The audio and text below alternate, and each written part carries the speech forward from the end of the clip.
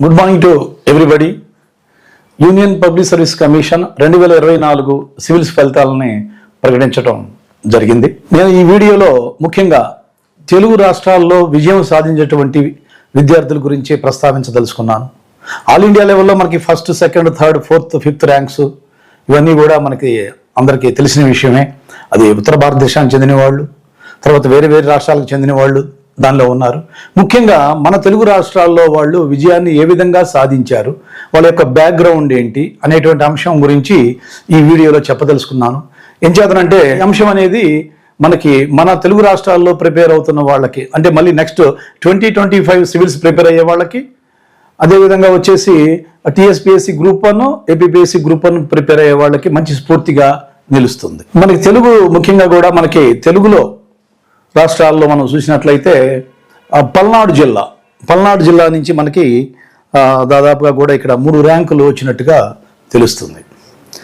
146వ rank సాధించినటువంటి చల్ల పవన్ కళ్యాణ్, అచ్చంపేట, రుద్రవరం గ్రామం, సాధారణ కుటుంబం. తండ్రి వచ్చేసి ఆయన వ్యవసాయ రంగం నుంచి రావటం జరిగింది. తల్లి వచ్చేసి గృహిణి.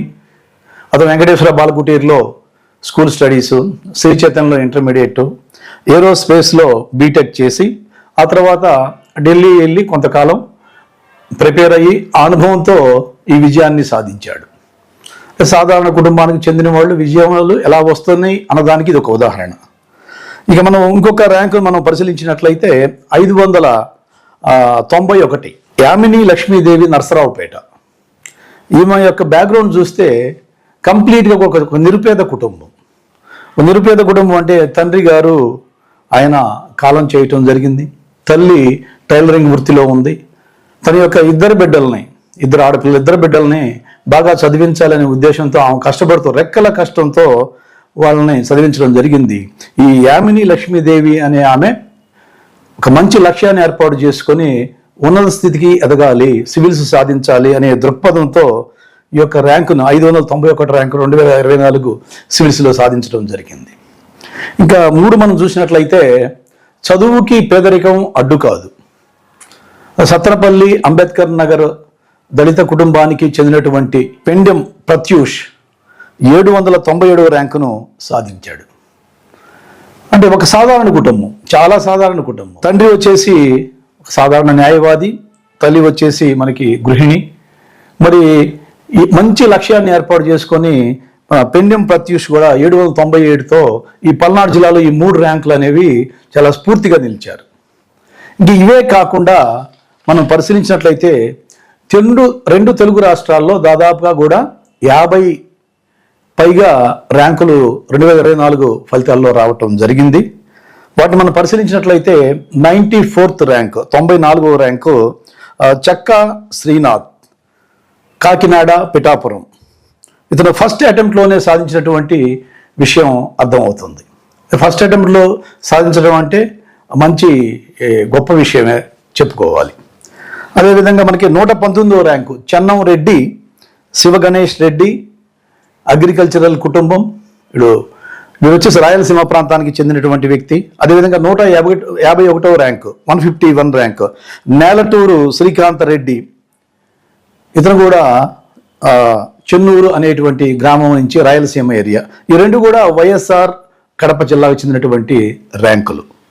119వ ర్యాంకు చెన్నం రెడ్డి, శివ గణేష్ రెడ్డి. 151వ ర్యాంకు నేలటూరు శ్రీకాంత్ రెడ్డి. 94వ ర్యాంకు వచ్చేసి చక్కా శ్రీకాంత్, కాకినాడ, పిఠాపురం. ఈ ర్యాంకులు చూసినట్లయితే మనకి ఏమర్థమవుతున్నాయంటే తెలుగు వాళ్ళు దేనికి తీసిపోరు అనేటువంటి పరిస్థితి మనకు కనిపిస్తూ ఉంది. అదేవిధంగా 988 ర్యాంక్ని 7వ ప్రయత్నంలో సాధించినటువంటి ఒక భిన్నమైనటువంటి ఒక ప్రిపరేషన్ మనకి ఇక్కడ కనిపిస్తూ ఉంది. పామూరి సురేష్ అనే అతను చాలా భిన్నంగా పట్టు వదలకుండా 7వ ప్రయత్నం దాకా వెయిట్ చేసి ఈ విజయాన్ని సాధించాడు. ఇతని యొక్క కెరియర్ని మనం చూసినట్లయితే ఇంటర్మీడియట్లో ఫస్ట్ ఇయర్ ఫెయిల్ అయిన తర్వాత మళ్ళీ అగైన్ అక్కడి నుంచి ఈ యొక్క పాలిటెక్నిక్ డిప్లొమా కోర్స్ చేసి, డిప్లొమా ద్వారా ఈసెట్ రాసి, ఈసెట్ ద్వారా బీటెక్ డిగ్రీ సాధించి ఆ తర్వాత సివిల్స్ లక్ష్యంగా తీసుకొని 2024 ఫలితాల్లో 988వ ర్యాంకుని సాధించడం జరిగింది. అంటే ఇప్పుడు మనం చూసినటువంటి ఈ యొక్క 94వ ర్యాంకు, 151వ ర్యాంకు, 119వ ర్యాంకు, 988వ ర్యాంకు, 591వ ర్యాంకు, అదేవిధంగా 797వ ర్యాంకు, 146వ ర్యాంకు, ఇవన్నీ కూడా మనకి కనిపిస్తున్నటువంటి తెలుగు రాష్ట్రాల విద్యార్థుల యొక్క ర్యాంకులు. ఇవి కాకుండా ఇంకా మొత్తం 2 కలిపేసి 2 రాష్ట్రాల్లో 50 పైగా ర్యాంకులు సాధించారు. ఈ విజయం అనేది మనకి తప్పనిసరిగా కూడా రాబోయేటువంటి 2025 యూపీఎస్సీ ప్రిపేర్ అయ్యే వాళ్ళకి మరియు టీఎస్పీఎస్సీ గ్రూప్ 1 వాళ్ళకి, ఏపీపీఎస్సీ వాళ్ళకి మంచి స్ఫూర్తిగా నిలుస్తుంది. వీళ్ళని స్ఫూర్తిగా తీసుకొని వీళ్ళ బ్యాక్గ్రౌండ్ స్టడీ చేసి చక్కని ప్రిపరేషన్ సాగించడానికి సిద్ధంగా ఉంటారని భావిస్తూ నేను మీ యొక్క మెసేజ్ని మీకు తెలియజేస్తూ ఉన్నాను. Thank you very much.